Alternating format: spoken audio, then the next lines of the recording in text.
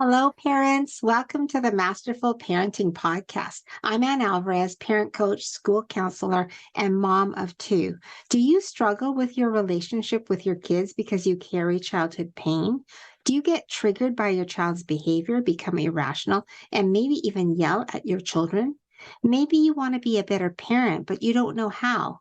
Instead of repeating old patterns, you want to heal your pain, become more aware of your child's needs, feel connected to your kids, and learn the tools to communicate better so you can truly enjoy your parenting. If you are ready to heal your childhood pain, raise healthy, connected, and happy kids, and end the cycle of parenting with pain, then join me. Our kids deserve it, and we can do this. Let's go.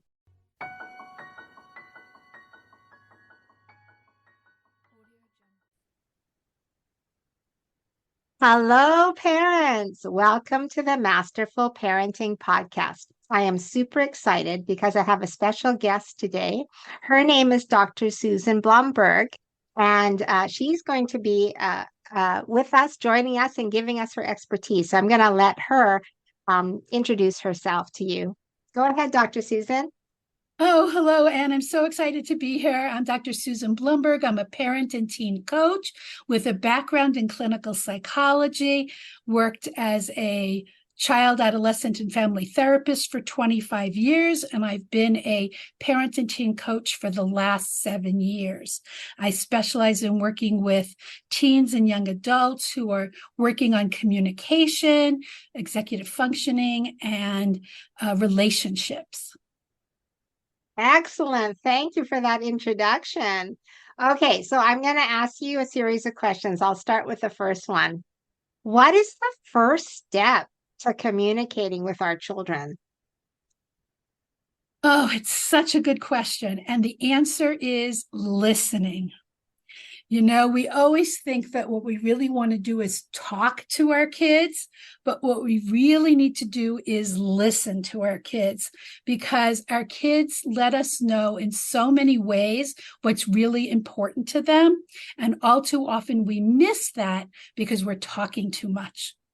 You know, it sounds so funny to say that, but what our kids say to us, both with their words and their behavior, is so much more important than what we say to them. And so one of the important things I say to parents right away is behavior is communication. Are they having meltdowns? Are they throwing tantrums? Are they hiding in their rooms? Are they trying to tell us something? Do they say, "Oh, mom or dad, you never listen to me"? How often do we hear that? I know I heard that from my kids a lot. And so those are all signals that what we can do best as parents is listen to our kids, listen to what they're trying to tell us instead of telling them what we want them to do, how we want them to behave, talking to them about our rules, our expectations. I mean, we could talk forever and ever. I could spend hours just on this topic. But what we really want to do is listen. And what I teach parents is a way to do what's called active listening. And active listening, it's an old concept, go back decades, you hear this, is a way to listen to other people, whether it's our spouse, our partner, our kids, that promotes trust and respect. Yes. Do you want to give us an example of active listening? Absolutely. Absolutely. So active listening is when the person who's the listener, right, in this case, the parent, is listening with their whole heart and their whole mind. We're not thinking about what we're going to say next. We're not thinking about our rebuttal to whatever it is the other person is saying, but we're listening well enough so that we can say back to the speaker, in this case, our kid or our teen, what they said in our own words, what's called paraphrasing.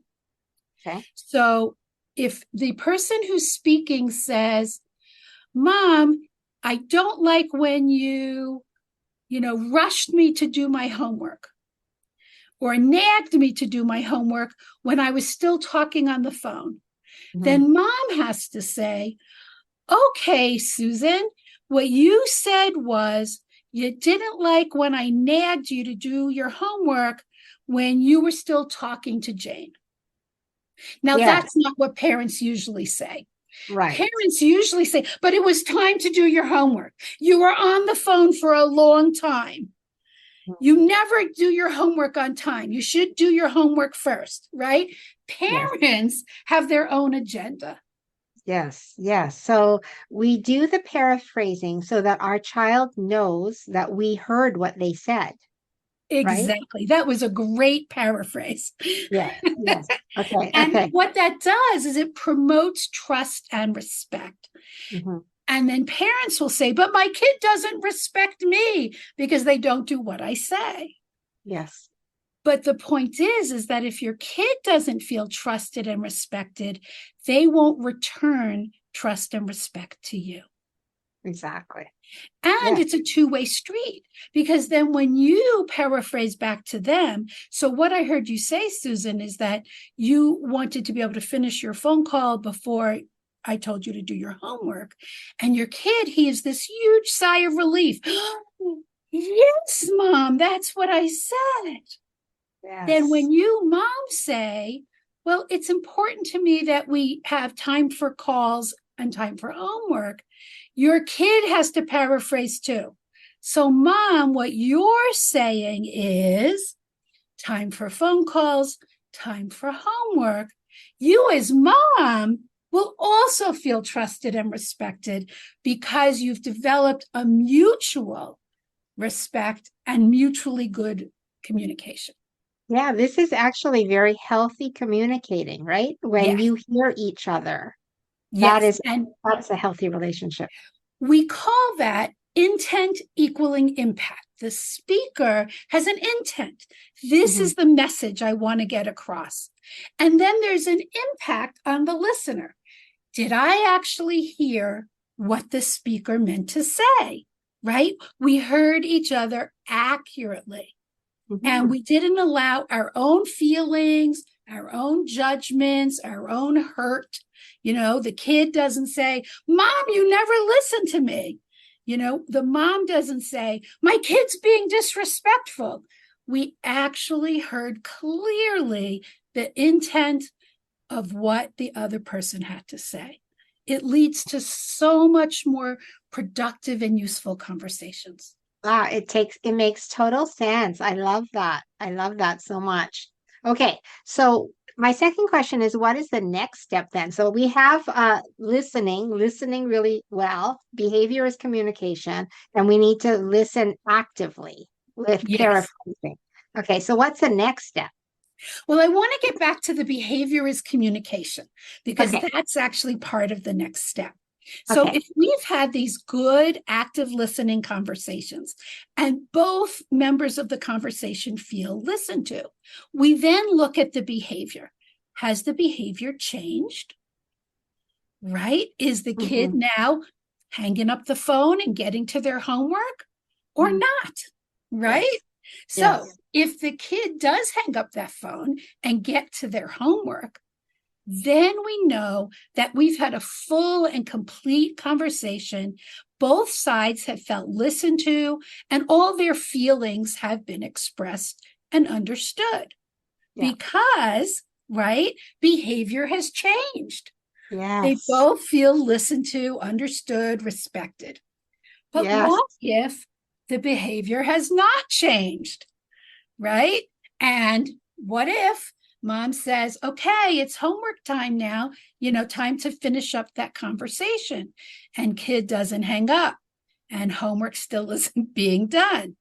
We have a clue in that behavior, right? That, whoops, the listening wasn't complete. The behavior hasn't changed. So we know, rather than get into another fight, we have a clue that we didn't have a complete enough conversation, and we have to go back to step one. Apparently, we didn't have enough conversation. Can we go back and talk more? Or we see, yes, Mom, I'll get off the phone and go do my homework. We have a clue in the behavior change that we did have a good conversation, and it's time to, move on and deal with whatever the next issue is. Right. Behavior is communication. Now, Yes.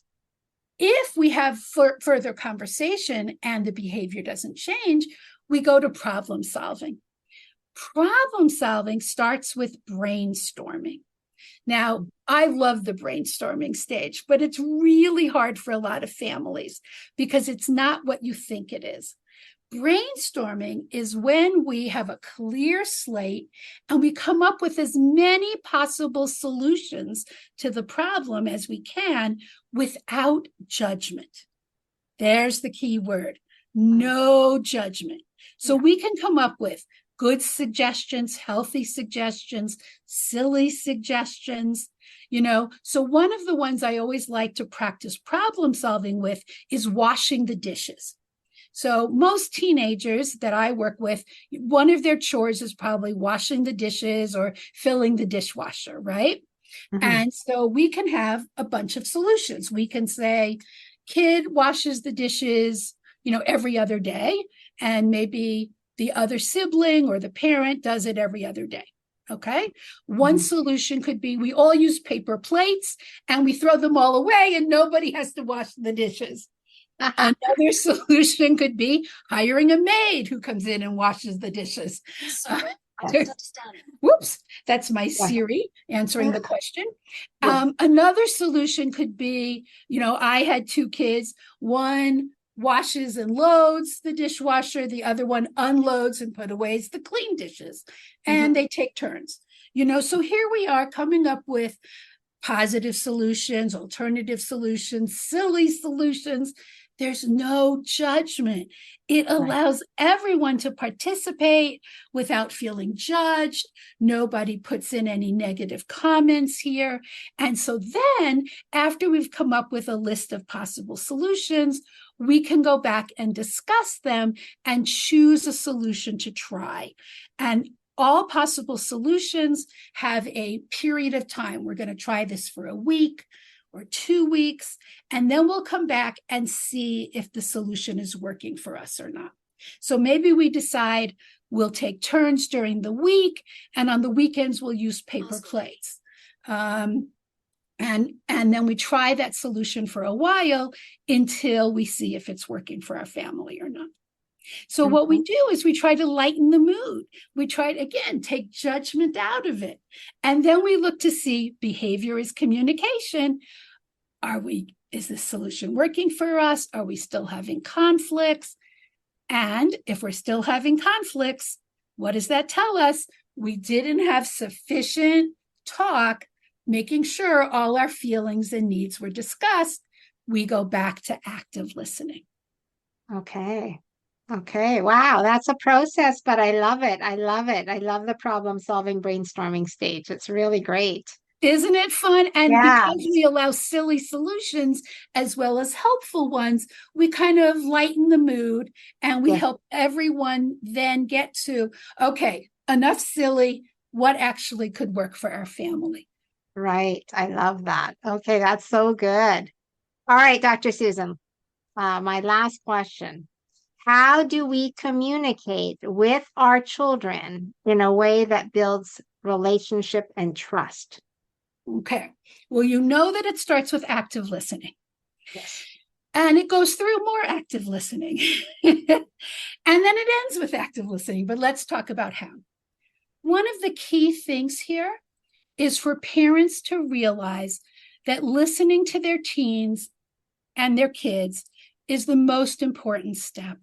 It's all about respect. And if you show your kids respect, even a 7 or 8-year-old deserves respect for their feelings and their needs. It's not about telling our kids what to do. It's about adjusting our expectations to what our kids are capable of. And because behavior is communication, it means adjusting our expectations to what our children are capable of. And we call this the lens change. So I'm wearing glasses. And many of our listeners will wear glasses or contact lenses, and their kids will as well. Many of us have gone to the eye doctor. And when you go to the eye doctor, they put that big machine in front of your face and they switch the lenses. They say, is it clearer when you look through lens 1 or lens 2? And I wear trifocals. I have 3 different prescriptions in my glasses. So we get to lens 5 and 6, and then we get to lens 7 or 8 before I see anything clearly because I have such bad eyes. And I tell my parents about the lens change. I say, you have expectations for your kids. And sometimes your kids can't live up to that. Maybe they have ADHD. Maybe they have autism. Maybe they have a reading disability. And maybe they're just young and immature. But for whatever reason, they can't live up to your expectations. And you know this because their behavior is communicating it, right? You've set down an expectation and they can't live up to it for whatever reason. And so what you need is a lens change. And the lens change you need is kids do well when they can. And if kids are not doing well, it means they don't have the skill or ability to live up to that expectation. Now, again, the reason could be immaturity, it could be ADHD, it could be some other reason, but you're expecting something from your child that they can't live up to. We start with talking with them to find out what the issues are, but sometimes it comes down to that what we're expecting of our child is unrealistic. And we have to change our lens to understand why our child can't do what we're asking of them. Right? Yes. Now, we could keep insisting that our kid do this, and our kid can consistently fail, and then we end up with a lot of issues in our family. Yes. Or we could adjust our expectations, change the lens we're looking at our child, and set up the situation for success. Yes. We could give them supports. We could give them accommodations. We could help them learn a skill that they didn't otherwise have. Think about swimming, tennis, riding a bicycle, learning to cook. We don't just throw them in. We teach them, and then they become successful. Yes. Oh, Dr. Susan, you're speaking my language. I just totally, totally love everything you're saying. I feel like I'm in a few parent groups on Facebook, and I feel like a lot of parents are hung up on chores. That Yes. my kids are not doing these chores. Why are they not doing these chores? Like, I'm not a chore parent at all. Like, Okay.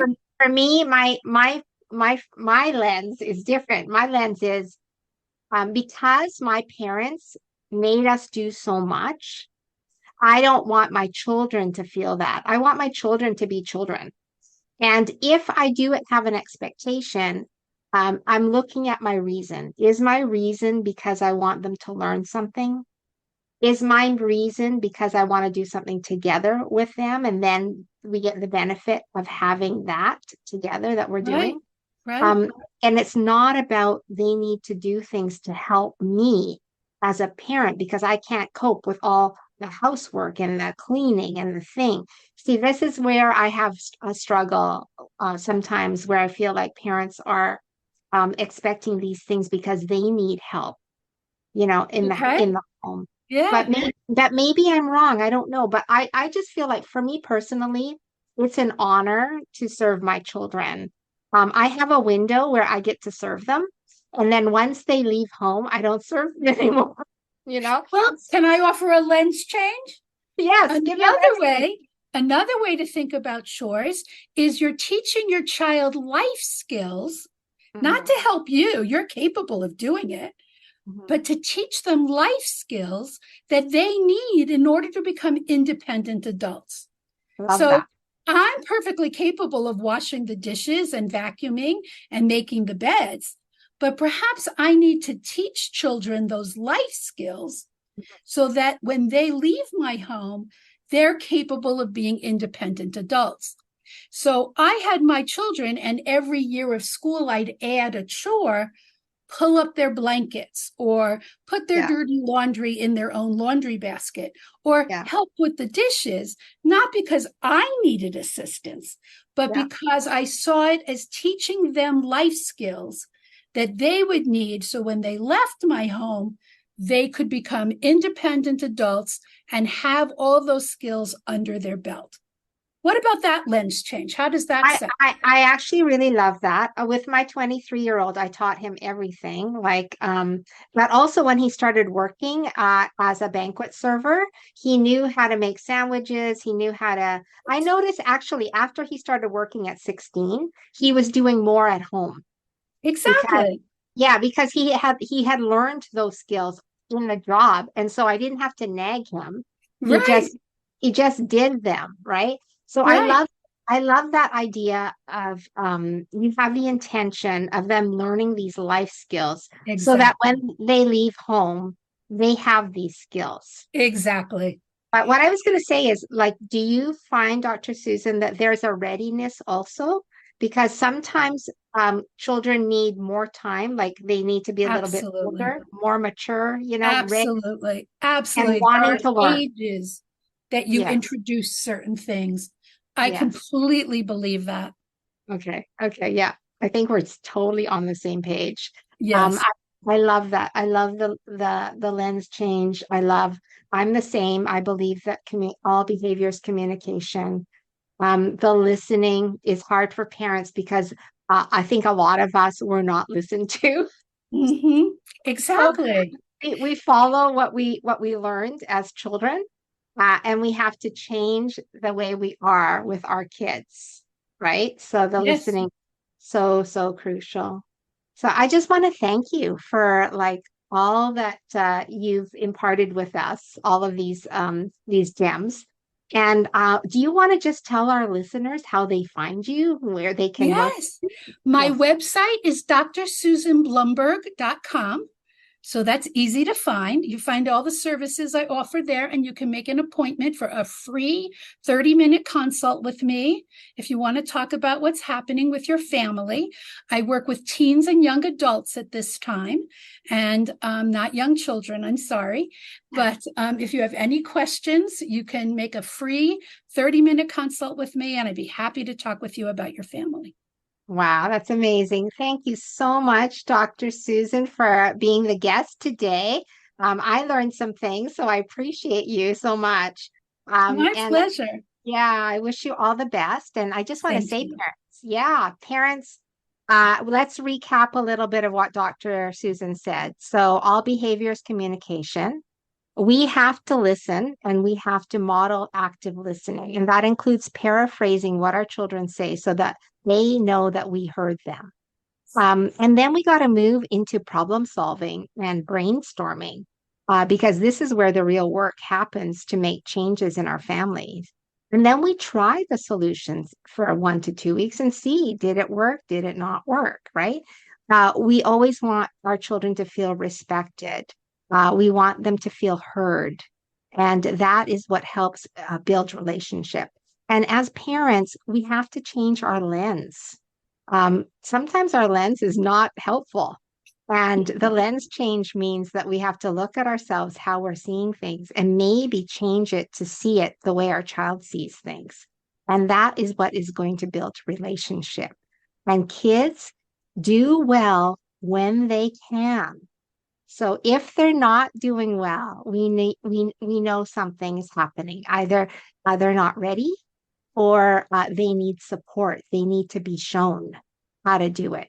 And so we can offer that to our children.